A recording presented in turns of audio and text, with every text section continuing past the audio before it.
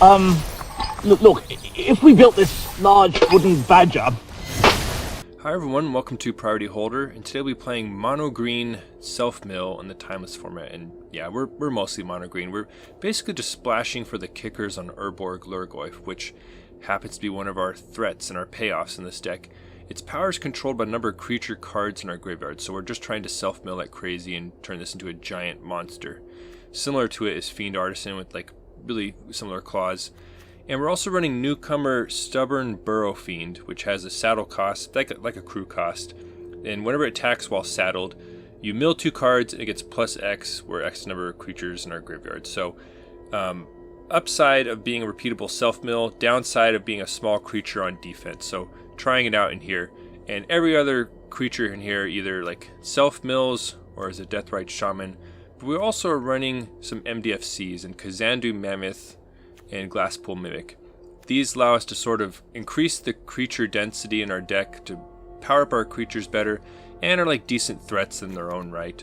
And this deck also is using Once Upon a Time, which can help us like effectively have more copies of the most important cards in our deck, like our Urborg Lhurgoyf and stuff like that. So, but yeah, let's see if we can self-mill for the kill. This is a pretty good hand. You always like to see a Once Upon a Time just to give you some more selection and improve hands potentially. But we already have self-mill and 1 payoff, so we'll be seeking another payoff with Once Upon a Time.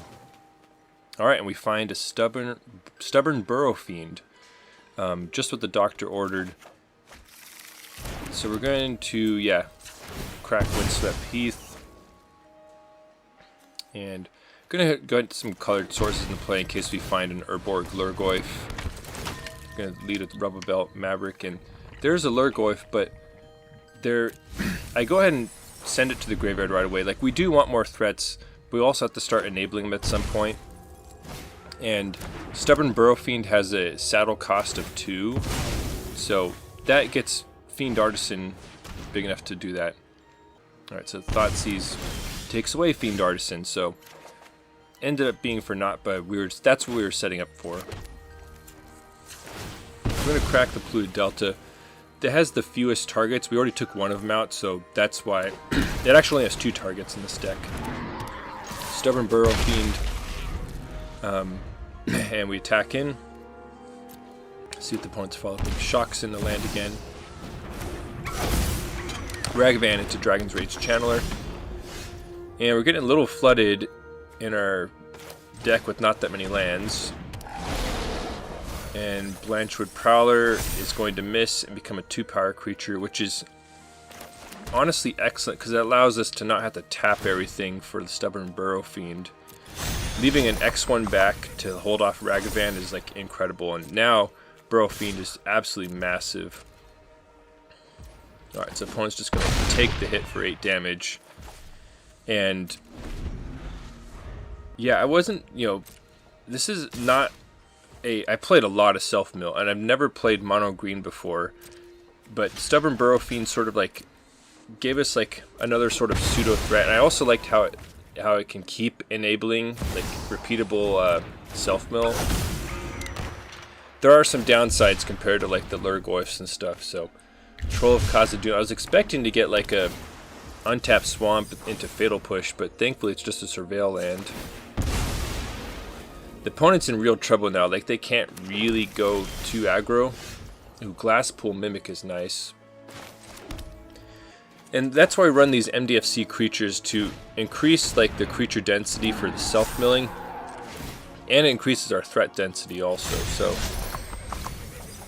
We're going to leave Blanchwood Prowler back on defense because that's the most expendable, but yeah, this is just a massive badger crashing in for 11 now. The opponent has to jump in. They're going to need to rip some Fatal Pushes pretty soon because otherwise they're in pretty big trouble. Always need to be scanning the graveyard in this deck. Alright, Fable of the Mirror Breaker. Doesn't seem like it's going to be good enough, but at least we'll buy him some more time. Except they crash in with Ragavan. It still seems too risky to let Ragavan hit us. Like, I know that's like a saddle creature that's now off the board for us, but Ragavan is just a dangerous card to let loose like that. Play Satyr Wayfinder just to juice the graveyard a little bit more. Yep, we're powering it up. And here's a little nice trick you can do. Rubblebelt Maverick placing a counter on Satyr Wayfinder. That way it can saddle one of the Burrowfiends, which is just going to be absolutely huge. Casual 16/16 Badger. And we're going to crash them with both because it's a forced chump. They fall to 3. And, you know, I guess we could put some more counters on stuff, but it doesn't really seem that necessary. Opponent's going to need like a miracle right here. And they pitch both their cards to see if they got anything, and they pack it in. So, if you enjoy seeing massive badgers, please stormfront the like button. Thank you. Another Once Upon a Time hand. Opponent has a turn 0 Leyline of Sanctity, though. Thankfully, we're not running one of the many Thoughtseize decks I normally like to run. Who needs interaction, right, when you can make 16/16 badgers? So, we're going to grab another threat and play a tap land. Pass. Opponent has a tap land of their own. And we're going to crack the fetch. And decide just to get, you know, we have multiple Urborg Lhurgoyf, so we'd like to be able to do their kickers at some point. Now, I think this is a misplay by me right here, playing Stubborn Burrowfiend. The reason is that we don't have any guaranteed 2-power creatures to saddle it and get the train going right now. If we had like a Blanchwood Prowler in hand that maybe could become one, like, that would have been good. But right now, I think it would be better to play like Fiend Artisan into Satyr Wayfinder, attack for a big chunk. Because that wasn't just like that wasn't a huge amount of progress right there. So that, I think that's a sequencing error for me as opponent does some card selection. And with the play pattern, like, it's seeming a lot like, you guessed it, show and tell.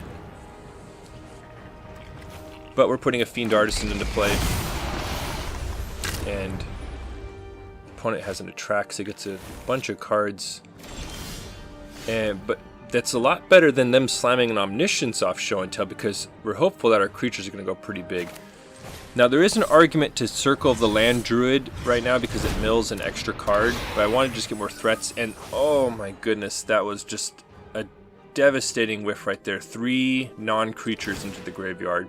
When we have, I don't know, like 44 creatures in the deck or something. That was really rough, because it would have been so nice to like force the chump right here with like 2 9/9s or something like that. As it is, they get to keep Atraxa. Opponent plays a Mystic Sanctuary. Dark Ritual, not good. Another Dark Ritual, not good. Dark Ritual number 3, and it's like, oh, you just have to give them a nice at that point. Like, they just Dark Ritualed out an Omniscience. Now I'm going to go to triple speed here because the opponent hadn't like presented a kill condition yet, so they play another Atraxa. And we do have some like massive creatures. Like, they did gain a ton of life, and it will gain them more life. They Thoughtseize us. They're just opponent goes off for quite a while. And Mastermind's Acquisition, you can see me hover over, like I'm about to concede, but I'm wanting to see if they get something. And they have a Sarah's Emissary, which gives them and their creatures protection from creatures. And with our 0 interaction deck, we can't beat that, and we pack it in. So that was a tough one. But turns out we wouldn't have even had a chance had we spiked a little better on the creature milling. So that's how it goes sometimes, though. We are on to the next one, and we have a Badger and some other nonsense. This is the biggest vulnerability for like just sticking the mono green, is that we don't have like enough turn 1 impactful plays. Like, we have Deathrite Shamans and the Rubblebelt Mavericks, but you'd like 4 more one mana plays. So that's the argument to spreading out into more colors. But I'm really glad I tried mono green, because I don't know if I ever would have played Stubborn Burrowfiend otherwise, and we're getting to see that it actually can do some work. Our opponent plays Bowmasters in response. The opponent just shocks a land in, Fatal Push, crashes in. Getting some Death Shadow vibes with how aggro they've been with like their life total. The most mana efficient play is to play Kazandu Mammoth. It could attack for pretty big with the fetch land next turn. And plus, if we wait a turn, we can do the full kicker on Urborg Lhurgoyf. So that was the rationale there. Plus, Kazandu Mammoth sort of like bait, like if they have like a bolt or something. Or in this case, Drown on the Lock. So that's not even our main threat. So we're happy that ate the removal. And the question is, do we play like a full kick Lhurgoyf, or do we play 2 creatures? I'm still expecting them to have a lot of removal, so I'm trying just to slam multiple things down there and hold off on the Lhurgoyf till it's just absolutely massive. So let's see if the opponent's follow-up is. And there's the Death Shadow following another Shockland. And it's always fun when you can make Death Shadow seem puny. So we're going to go and fire off both kickers on Urborg Lhurgoyf and just see how big a badger we can create right now.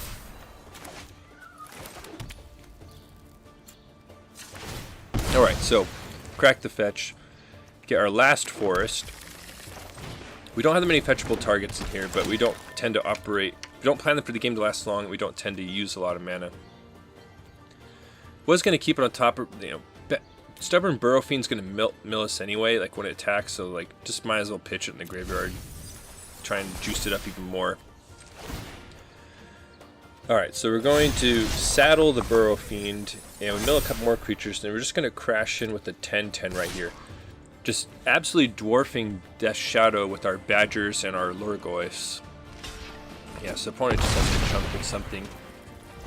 And they're going to need some, like, treasure cruise into 2 removal, or so the opponent has a Thoughtseize, which just powers up our creatures anyway. And they're trying to juice up the Death Shadow. Now, interesting tech right here from the opponent, they have a Blast Zone, which natively has the counter, and they add another counter onto it.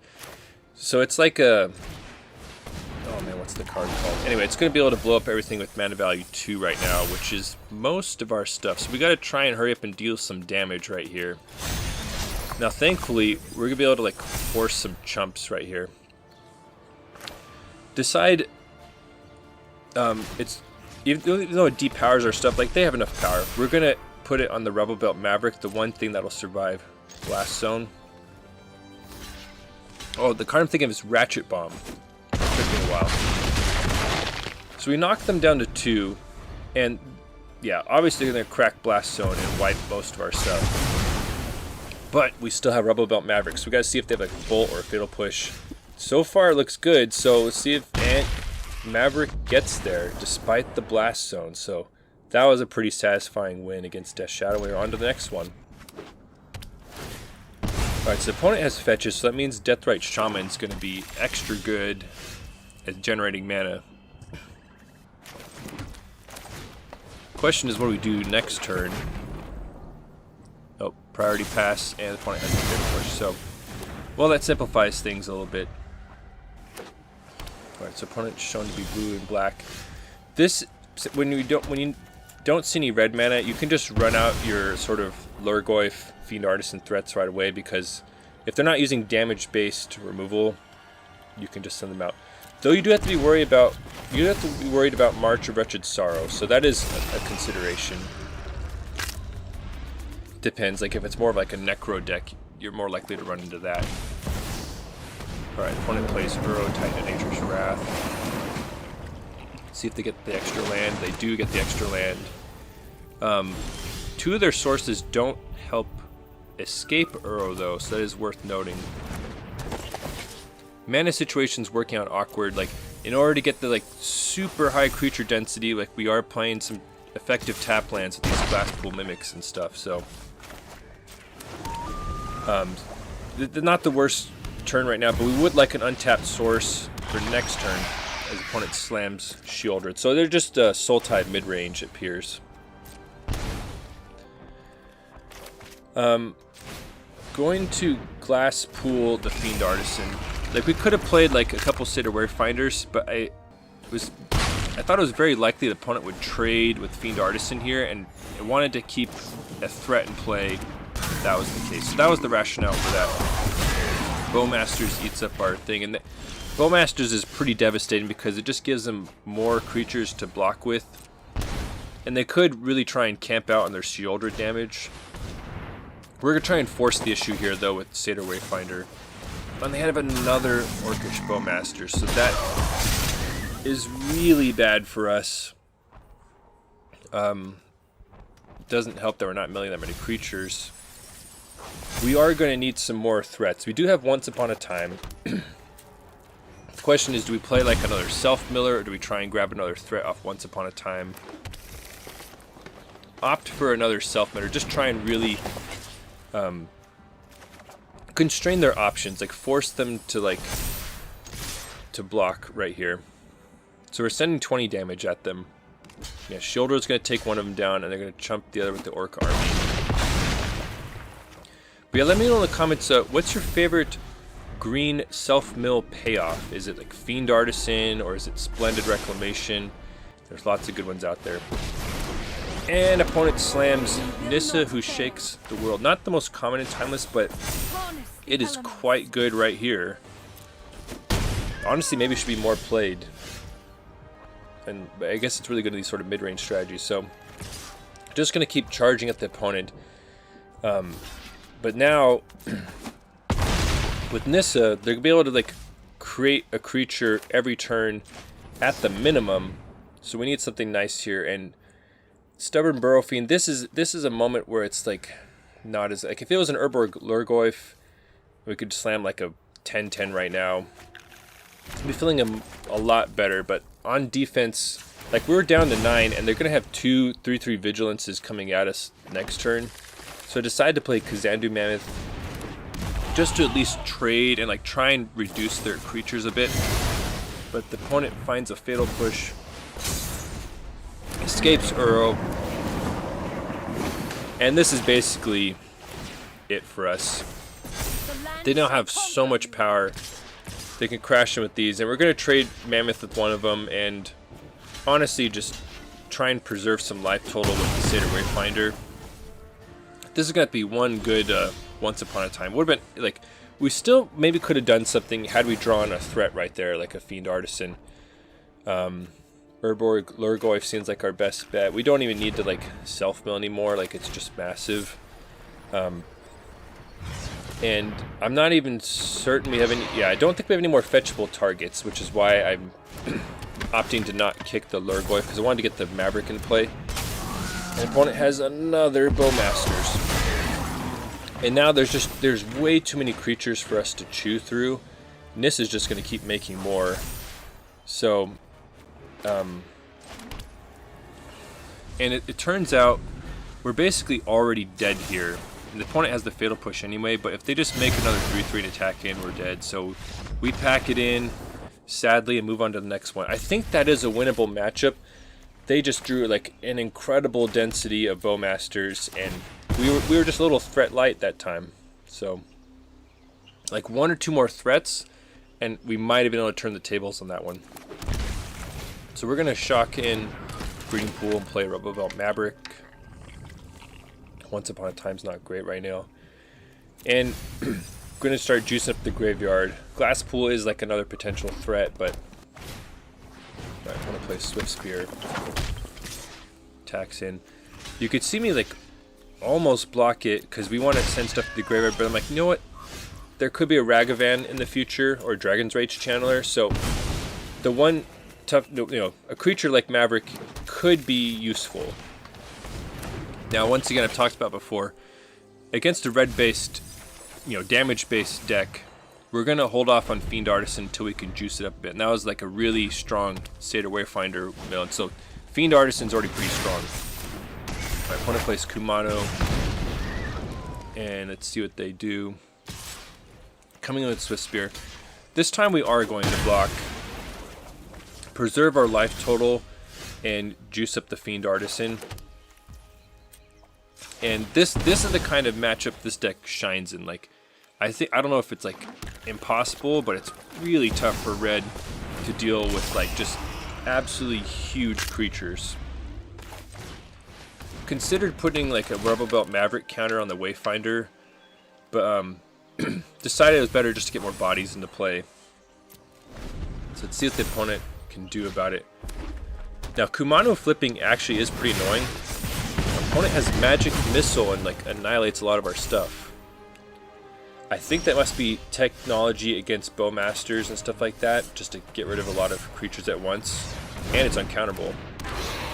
But yeah, we're going to kick Lhurgoyf, crashing for 10 damage. Now, I don't know if the opponent disconnected or rage quit. Never can tell, but we're able to, their timer runs out and we just smack them for 10. Kumano flips, and that's actually a big problem because it's like sort of like a rest in peace for creatures dying. Now we're going to attack them with both, and yeah, their timers run out and they end up dying, but there was really nothing they could have done. I guess they could have had like quad bolts or something like that. So on to the next one.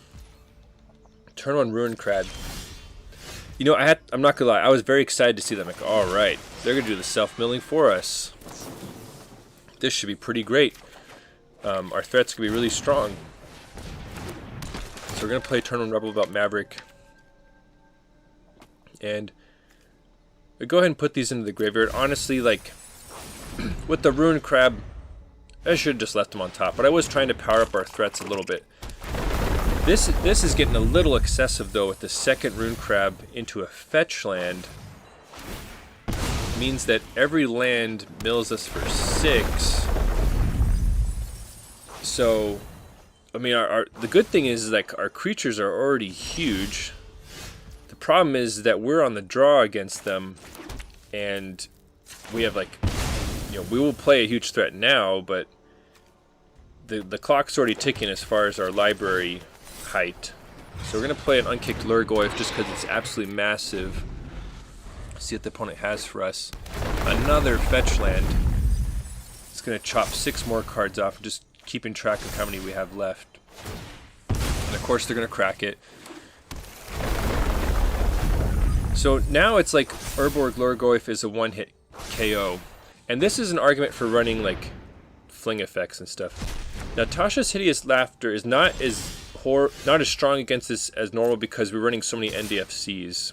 So we're going to crash in with a would-be lethal Lhurgoyf. And the opponent's just playing it extra safe, which is either a mistake or very bad news for us that they don't need the crabs anymore. But Hideous Laughter, despite our MDFCs, still took a big chunk out of our library. And so I'm like really hoping they don't have enough to get to the finish line. Like we still have some cards left, and we're definitely not self-milling anything here. We might rearrange, but yeah, we're not going to self-mill anything. So, I mean, we have 2 must-kill threats, so we have to see what they have. Opponent goes land, Glimpse the Unthinkable, putting us down to 2 cards, hoping for nothing else. But they have Maddening Cacophony, which gets them the mill kill. I just love graveyard decks. I have a long history of playing like self-mill, mostly in Explorer. This is my first time trying it out in Timeless. You could see some of my other videos with that. And yeah, it's just an interesting deck. It really beats up on like mono red and aggro strategies. It can hold its own against some of the mid-range ones, but is pretty soft to combo. We'd have to have like a really insane opening. They'd have to stumble to like beat like a show and tell deck, for example. But I'm glad I tried out this sort of novelty of like going mono green. It forced me to take a closer look at Stubborn Burrowfiend just to like get the appropriate threat density. I think this deck would be better served switching to full Soul Tide, because then you can upgrade some of the weaker self-millers like Circle Land Druid for stuff like Stitcher Supplier, Merfolk, Secret Keeper, get some of the better payoff in there like Souls of the Lost, and you might be able to have like an interesting thing going on there. So we'll have to keep an eye out for that in Timeless. But yeah, that's the deck. Thanks for watching the video. I hope you enjoyed it. And if you want to see even more nonsense, please consider subscribing. And if you're already subscribed, thank you for your support. Your engagement with the channel helps me know what the people want. Thank you.